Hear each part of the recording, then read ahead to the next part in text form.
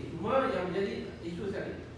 Okey, jadi isu yang kita akan lihat ini adalah fokusnya adalah pada analisis kepekaan ni. Analisis kepekaan ni dia merujuk kepada perubahan-perubahan yang berlaku dalam model setelah kita mencapai penyelesaian optimum. Seperti pentingnya sifat prima 2 ni. Jadi bila ada berlaku perubahan, contoh kat sini yang kita akan cover ialah perubahan pada pemulihan ubah asas, pada pekali pemulihan ubah asas ataupun pada pekali fungsi objektif. Kemudian nanti kita ada perubahan dalam kekangan, berlaku perubahan pada kekangan, sama ada kita tambah kekangan, terutama bila kita menambah kekangan ataupun bila kita mengubah pekali-pekali yang ada dalam kekangan ataupun kita menambah pemulihan ubah. Jadi bila berlaku perubahan pada model, apa yang kita perlu buat untuk kita tentukan sama ada perubahan tersebut memberi kesan ataupun tidak memberi kesan pada penyelesaian objektif semasa. Maksudnya tidak semua perubahan yang berlaku nanti akan mengubah penyelesaian optimum. Jadi kalau kita walaupun berlaku perubahan tapi dia tidak menjejaskan penyelesaian optimum, jadi kita boleh kekalkan penyelesaian tersebut. Jadi perubahan tersebut dia tidak menjejaskan. Cuma apabila perubahan tersebut dia menjejaskan penyelesaian optimum, jadi kita kena buat balik, kita kena dapatkan nilai penyelesaian yang baru. Okey. Yang pertama kita akan lihat apa yang berlaku kalau perubahan tersebut. Kat sini saya tunjukkan dalam slide tu memang saya bagi jadual ni, tempat kosong ni. Yang petak-petak merah kosong ni itu perubahan yang akan berlaku bila berlaku satu perubahan. Itu maksudnya perubahan tersebut dia akan menjejaskan, dia akan mengubah nilai-nilai pekali dalam tabel optimum di bahagian mana, bukan keseluruhan jadual tapi pada bahagian-bahagian yang tertentu saja. Okey, ni saya ambil balik contoh optimum lelaran yang kedua. Kalau balik semula pada slide yang minggu lepas, kita ada model pengatur cara linear yang ini memaksimumkan. Kita ada model, kita perlukan kedua-duanya, model prima dan juga model dual. Dan kita, kalau sebelum ni kita rujuk pada lelaran yang pertama, kita lihat lelaran yang pertama sifat prima dual. Okay. Hari ini kita nak applykan sifat prima dual tersebut dalam tableau yang optimum ni. Dan kita tahu pada peringkat penyelesaian optimum, X1 sama dengan 3, X2 sama dengan setengah, X3 sama dengan 0, Z sama dengan 23/2. Ini pada perubahan tersebut kita lihat pada nilai penyelesaian optimum. Okey, saya ambil jadual ni 6/4 ni. Okey, saya letak pada slide yang tadi tu. Okey, ni dia.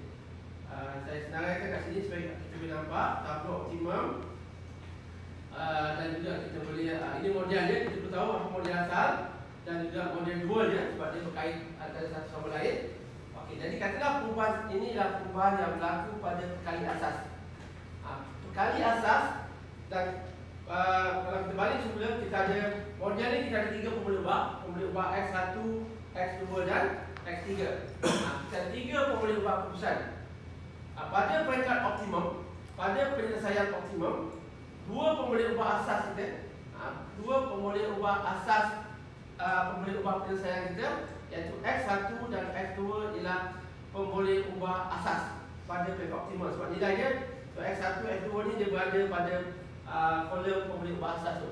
Sebab pada peringkat optimum, kita kena tahu apakah yang menjadi pemulihan ubah asas. Jadi pemulihan ubah asas kita pada peringkat optimum, pemulihan ubah asas kita ialah X1 dan X2. Pemulihan ubah penyelesaian kita ada 3, X1, X2, X3. Pada peringkat optimum, pemulihan ubah asas ialah pemulihan ubah X1 dan X2. X3 bukan pemulihan ubah asas, walaupun dia pemulihan ubah penyelesaian. Itu anda faham maksud dia. Jadi kita andaikan perubahan yang berlaku ialah pada pekali pemulihan ubah asas X1 dan X2. Pekali pemulihan ubah asas X1 dan X2. Okey, pekali pemulihan ubah asas X1, X2 ni yang berubah ni pada fungsi objektif. Fungsi objektif yang asal X1 bernilai 3, X2 bernilai 5. Itu nilai dia yang asal. nilai. Katakanlah sekarang saya andaikan perubahan yang berlaku ialah nilai perubahan yang berlaku ialah pada perkali bagi X1 dan X2, iaitu X1 dan X2 sebagai contoh sama dengan 2, X2 juga sama dengan 2. Jadi nilai yang baru bagi X1 dan X2 ialah X1 sama dengan 2, X2 sama dengan 2. Ini sebagai contoh lah, saya ikut dalam buku tu. Jadi X2 sama dengan 2, X1 kekal, X1 tidak berubah. Yang berubah sekarang ialah perkali pemboleh ubah X1 dan X2. Dalam jadual optimum, dalam tablo optimum, X1, X2 ialah pemboleh ubah asas. Jadi perubahan dia akan memberi kesan yang besar pada jadual ini. Jadi kalau saya tulis balik fungsi ini, sekarang fungsi jadi apa?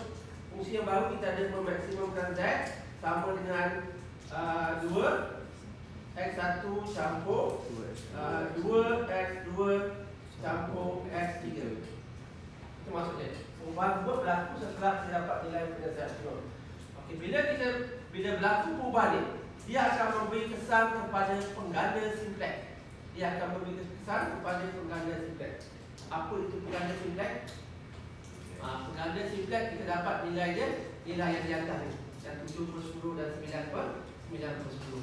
Macam mana nak dapatkan pengganda simplex? Kalau lihat balik sifat yang pertama, kita lihat susunan pemboleh ubah asal. Susunan pemboleh ubah asas masa kita X1, X2.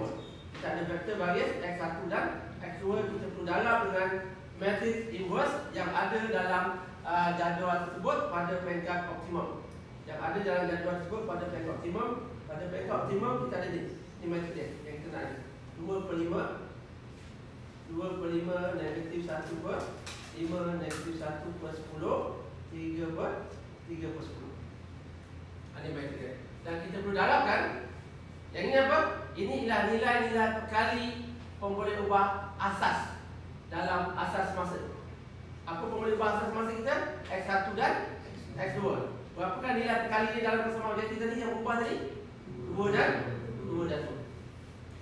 Sebab ada nilai baru kan? Sebab setiap kali untuk dapatkan pengganda simplex, kita kena dapatkan vektor baris ni. Vektor baris ni ialah perkali pemboleh ubah asas ni dalam persamaan objektif yang asal. Jadi oleh kerana nilai dah berubah, sekarang pengganda simplex dia pun dah berubah. Pengganda yang bila awak darabkan ni, pengganda simplex dia ialah 3/5.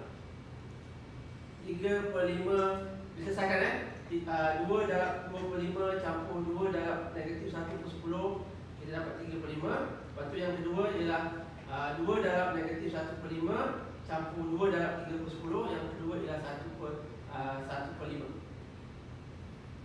Ini pengganda simplex yang baru 3/5 dan 1/5. Ini nilai pengganda simplex kita. Setelah berlaku perubahan dalam pengganda simplex telah berubah.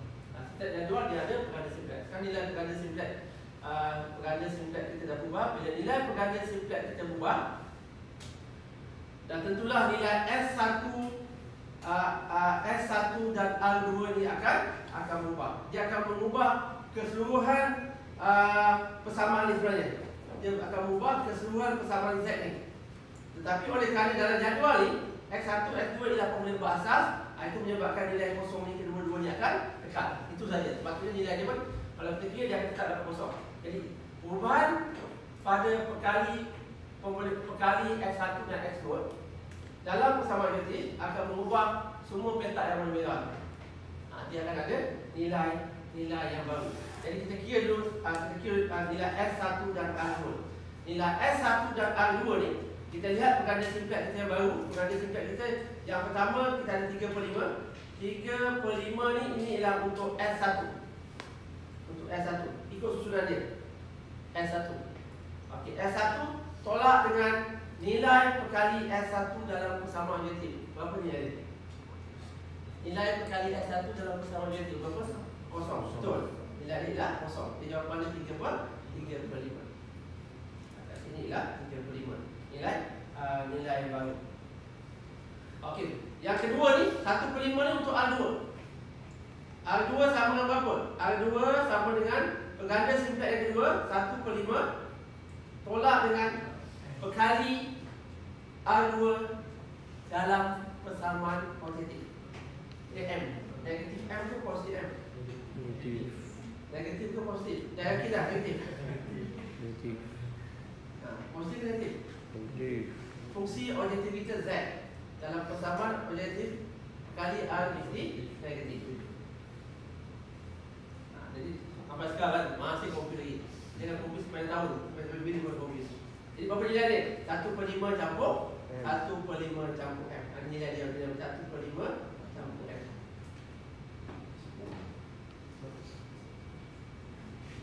Okey. Jadi saya tak tempat banyak, kita kena banyak tulis ni. Dia kalau tu awak pandai kan. Okey. Okey, apa lagi? Okey, untuk yang ni apa? Ini Z kan? Ini senang. Kita ada persamaan tadi kan? Z sama dengan 2x1 campur 2x2 campur x3 kan? Jadi ini sama dengan berapa? Ini sama dengan, untuk Z kita masukkan saja berapa nilai x1? 3 kan? Z sama dengan, ini sama dengan perkali yang baru 2 kali 3 campur dengan 2 darab 1/2 campur x3. X3 sama berapa? X3 tak ada. X3 sama dengan kosong. Dah selesaikan. 2 campur 3 6 campur 1 7. Itu nilai dia berubah. Berubah daripada kalau sebenarnya 23/2. Dapat tak? Dapat tak? Dia berubah nilai 70/10 jadi 3/5. 9/10 campur M jadi 1/5 campur M. 23/12, 23/2 sekarang dah jadi 7. Itu ada dia perubahan dia. X3 pun akan berubah. X3 pun akan X3. Sebenarnya X1, X2, X3 berubah. Tapi sebab X2 dia yang kemudian ubah masa nilai dia akan kekal kosong. Kita still boleh kira. Okey, untuk dapatkan X1, X2, X3 ni, kita kena gunakan sifat yang kedua. Kita kena gunakan perkali, kita kena gunakan kekangan bagi kekangan dual. Nilai-nilai ni datangnya daripada kekangan dual. Jadi kita ada 3 kekangan, kita ada 3 pun boleh ubah. Jadi kita ada 3 kekangan dual. Setiap satu kekangan ni, kita tahu yang ini untuk X1, ini untuk X2, yang ini untuk X3. Ada 3 nilai, ketiga nilai. Yang berubah tadi apa? Yang berubah ke mana tadi? Perkali X1, X2 dalam persamaan Z. Dalam dual, kat mana dia berubah? 2, yang ini mesti dekat 1 kan? Dia akan berubah ni. Untuk dual. Sebab yang pertama untuk X2, nilai sebagai kanan dual ialah untuk perkali dalam persamaan Z bagi model prima. Okey, jadi untuk dapatkan nilai untuk dapatkan nilai X1, X2, X3 yang baru, apa yang kita perlu buat ialah kita gantikan pengganda simplex yang baru ni 3/5 dan 1/5 ni. Sekarang ni jadi ini untuk Y1, ini untuk Y2. Gantikan satu persatu. Jadi kat sini kan dia akan jadi apa? 3 selesaikan 3Y1 3 dalam 3/5 campur 1/5. Okey, di sebelah kanan ni berapa nilai sekarang? 2 kan? Kita kena bawa, kita kena selesaikan dia, tolak dengan 2. Dapatkan nilai dia. Nilai dia awak akan dapat nilai dia sama dengan kosong. Nilai dia akan sama dengan kosong. Yang kedua, ini akan jadi 2 darab 3/5 campur 1/5 tolak berapa? Tolak 2 juga. Jawapan dia akan kosong juga. Lepas tu jawapan dia mesti kosong. Cuba kira. Okey, yang ini yang ketiga Y tidak berubah, X3 tak berubah. Kali X3 tak berubah, dia masih kekal lagi. Negatif Y1 jadi negatif 3/5 campur 2 1/5 tolak 1. Ini jawapannya negatif 6/5. Jadi ini nilai yang baru untuk X3. Nilai X3 sekarang ialah negatif 6/5.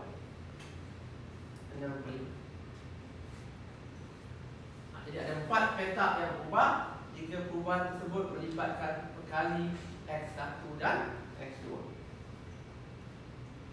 Jadi bila berlaku perubahan ni, sekarang ni jadual ni dia optimum ke tak? Bila kita dah isi semua petak merah tu, optimum ke tak sekarang? Tak optimum. Kenapa tak optimum?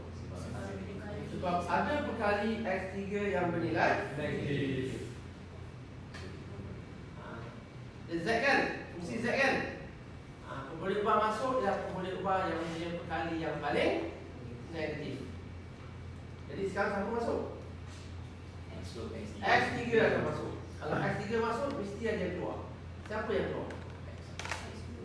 X2 confirm keluar. Kenapa X2 confirm keluar? Positif. Sebab hanya berkali pembawa dia mesti positif. X1 tak perlu cari sebab pembawa dia adalah negatif. Itu syarat masih diguna pakai sampai ke hari ini. Sampai habis nanti masih pakai lagi. Jadi X1 masuk, X2 keluar. Jadi yang saya bulatkan kita punya apa? Unsur pasti. Bagus, dah pandai dah. Jangan dulu dah. So, unsur pasti. Siapa yang unsur pasti boleh dengar? Berhenti. Kita tinggal tak lama lagi ni. Kita bulan depan tinggal 3 kali je lah kan. 3 kali apa? 2 kali kan? 1 kali dah jadi ni. Okey. Jadi, apa nama Zat? Nak guna kaedah simplex ke kaedah simplex dual? Simplex. Simplex ke simplex dual? Simplex. Kita gunakan kaedah dan kohit. Maknanya kena buat pada. Maksudnya apa? Perubahan X1 dan X2, perubahan X1 dan X2 menjejaskan nilai penyelesaian optimum. Dia mesti ada nilai penyelesaian baru. Okey, ini saya tinggalkan untuk awak buat kaji. Clear balik, saya bagi jawapannya.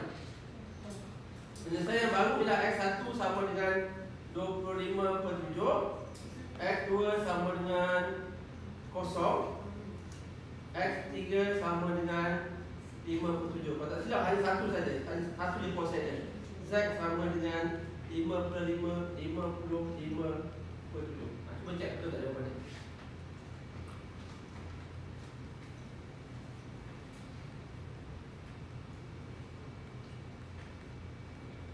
Okey. Itu kes yang pertama. Bagi A berkali fungsi berkali asas, berkali tak asas. Okey, kalau berkali yang tak asas, kita tengok yang asas X1 dan X2. Yang tak asas ialah X3. Sebab kita ada 3 pemboleh ubah kan? Sekarang fokus kita perubahan pada pemboleh ubah keputusan. S dan R dia tak terlibat dalam kita ni sebab dia bukan pemboleh ubah keputusan. Sekarang katalah X3 yang berubah. Okey, bila X3 berubah, X3 ni nilai asal dia sama dengan apa? Nilai asal dia sama dengan nilai asal dia sama dengan 1. Katalah sekarang saya nak ubah menjadi 5. Jadi 5x3. Okey, 5x3. Okey, sekarang berkali x1 dia berubah daripada x3 berkali dia daripada 1, sekarang dia berubah jadi 5. Okey, perkali x3 bukannya pemboleh ubah asal. Bila perkali x3 bukannya pemboleh ubah asal, dia tidak mengubah peganda simplex. Peganda simplex yang asal ialah 7/10 dan 9/10. Dan kita macam mana nak dapat peganda simplex ni? Kita darabkan susunan x1 x2, berapa perkali dia yang asal? 3 dan 5 dan darabkan dengan matris 2/5, negatif 1/5, negatif 1/10 dan 3/10. Jadi awak akan dapat jawapan dia peganda simplex 7/10 dan juga 9/10. Ini peganda simplex. Untuk mengira peganda simplex, kita hanya perlukan X1 dan X2 saja. Tak perlukan X3 pun. Jadi sebab tu berubah apa saja yang mengubah nilai X3, apa saja perubahan pada perkali pemboleh ubah bukan asas, dia tidak akan menjejaskan peganda simplex. Jadi kalau dia tak menjejaskan peganda simplex, dia hanya dalam tabel simplex hanya satu tempat saja yang berubah, iaitu perkali X3 dalam persamaan Z tersebut akan berubah. X1, X2, S1, R2 semuanya akan kekal kalau perubahan tersebut. Cuma yang kita nak tahu sekarang, adakah perubahan tersebut menjejaskan penyelesaian optimum. Nilai yang asal X3 kat sini, nilai yang asal dia berapa? Nilai yang asal 1/10 dalam apa ni, dalam penyelesaian optimum. Sekarang perkali X3 berubah. Kalau perubahan perkali X3 daripada 1/5 tu menyebabkan nilai X3 ni negatif, nilai di sini negatif, barulah dia akan menjejaskan. Kalau kita kira nanti kita masih dapat nilai yang positif, maksudnya penyelesaian optimum kita masih sama, tidak berubah. Sekarang kita nak cek. Macam mana kita nak cek? Sifat apa ni? Sifat yang kedua. Iaitu kita kena lihat kita kena lihat kekangan yang ketiga. Kekangan yang ketiga, kekangan dual yang ketiga ialah untuk X3. Apa yang berubah tadi? Yang berubah tadi ialah 5 kan? Yang berubah ialah 5. Jadi kekangan yang baru sekarang 1 dia berubah jadi 5. So, kita ambil perkara simplex. Kita ada ni perkara simplex, ini untuk Y1, ini untuk Y2. Jadi sekarang kalau kita kira kat sini, nilai dia negatif 7, ini Y1, Y2. 7/10 campur dengan 2Y2, 9/10. Sekarang kita kena tolak dengan 5. Dah selesaikan. Dapat tolak dengan 5, awak dapat negatif 39, negatif 39.